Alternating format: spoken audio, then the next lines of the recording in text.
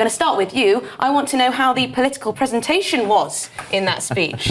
Well, it was careful, calculated, worthy, and somewhat plodding, definitely an adrenaline-free zone. He clearly had swallowed a dictionary of political cliches, and I loved the phrase unencumbered by doctrine. Yes. Let's see whether he can actually carry that through when he starts putting on VAT on private school fees. So it was largely to be expected and nothing very exciting. Yes, interesting. That's what stuck out to me too, that I think it was unburdened by doctrine. Ah, yes. But, same thing. That stuck out to me as well. Matthew it's quite Goodwin, a claim, isn't it? What did you make of his first sentence, or his first couple of sentences in his maiden speech outside Downing Street was arguably delving into yet more identity politics, alluding to the fact Rishi Sunak was the first Asian British Prime Minister. It would have taken a lot more effort for him to get where he was because of that fact. Is that a sign and a flavour of things to come? I think it is. I think what was also interesting was Rishi Sunak saying in his goodbye speech, if you like, that it was remarkable, that it was unremarkable that he was from a minority background and Prime Minister. So I think Labour will clearly put the pedal down on the identity politics. I think that will be an open goal for somebody like Nigel Farage. Of course, we've also just had Kemi Badenoch playing the same game with her statements in recent weeks, using identity politics to try and attack the Labour Party. So I think what we're entering into, we know that this particular Labour government is going to be pretty big on the woke stuff. They've talked about giving out government contracts on the basis of race and ethnicity. They've talked about mainstreaming gender ideology, making it easier for people to get gender recognition certificates, all of that kind of stuff. I mean, this is all going to be really fertile soil, not just for Nigel Farage, but for some of those Conservative leadership candidates, the Robert Jenricks of the world, who are going to be saying, look, Conservatives have to take a stand on this stuff. Yes, we can talk about what might happen next for the Conservative Party in a little bit, but Alastair Stewart, you have been broadcasting these moments for years and years and years. How does it compare? Well, it was flat as a pancake, and I thought you described it beautifully and eloquently, and therefore, in that sense, he was a man true to himself, wasn't he?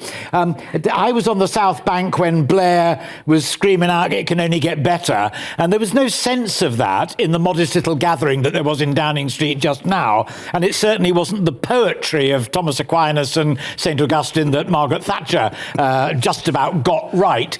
The thing about unburdened by doctrine has obviously got all of us, and quite rightly so, because it's frankly a meaningless assertion, because this is a guy who quite early on in the campaigns said, "I'm a socialist." And I think very few people, ourselves included perhaps, because we maybe didn't get the chance, asked him, "What do you mean by that?" Because Tony Blair knew what he meant by it, and it wasn't Clause 4.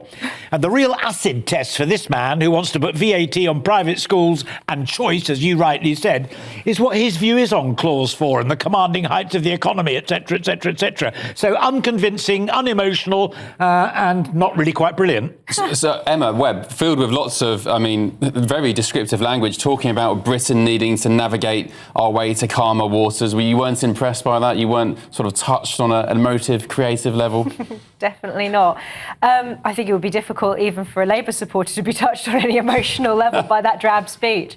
But look, I think talking about being unburdened by doctrine, he's started his premiership with a lie, because we just simply know that it's not going to be true. And it's not just about the wokery, to use that term, but it's also that I think, and maybe this is something that we'll be discussing maybe in a week's time, it's also the potential constitutional damage that this government could do. If you look at the constitutional damage done by Tony Blair in 1997 with that whopping majority, now they've got a whopping majority here, but don't really have the same kind of mandate when it comes to the support of the British people. And he's already been talking about things like reforming the House of Commons. We know that Labour has the potential to do real constitutional damage. So you partner that alongside the identity politics and the wokery.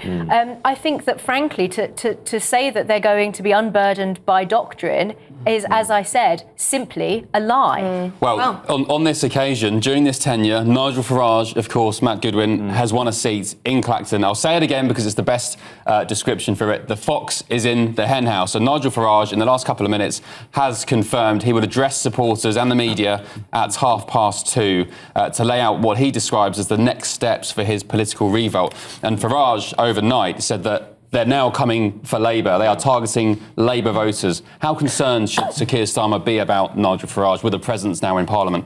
Well, he should be very concerned because we saw a lot of those second places for reform come in those Labour areas. And we know that, here's one remarkable stat about this election for me. The Labour vote share in England went up 0.6%. And so just think about that, flat as a pancake.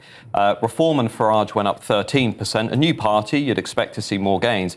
But they did especially well in those pro-Brexit, often Labour-held seats. So what Farage is going to do is what he tried to do in 2015, but then basically got distracted by the Brexit referendum and things took a different turn. He's now going to turn his tanks towards Labour, and he's going to basically hold Starmer to account on legal migration, illegal migration, wokery, leaving the ECHR, just attacking Labour non-stop. And remember, we're going to have a series of by-elections now as we go through 24, 25, 26. If those by-elections are in red wall areas where Reform is the main opposition, not the Conservatives, who's going to win those by-elections?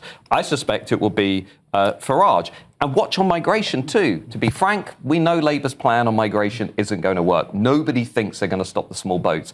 That will help Farage too. So this is the opening of a second flank for that Reform Party. That statistic on vote share is extraordinary, really. The Labour vote share has increased so very, very, well, slightly. It's not only that, Emily. It's not only up 0.6% in England, they're down 4 points in Wales. If you take away London and the big cities, they'll be down across Quite England. incredible. What happened then? They surged in Scotland. That's what saved Keir Starmer and the Labour Party, basically. They surged in Scotland. So he's not won over non-London England, right? So I completely agree with Emma.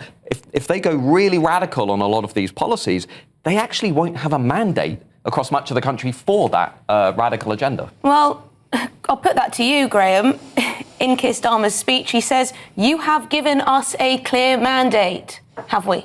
Well, he didn't really say anything specific enough during the last 6 weeks for us to give a clear mandate to him.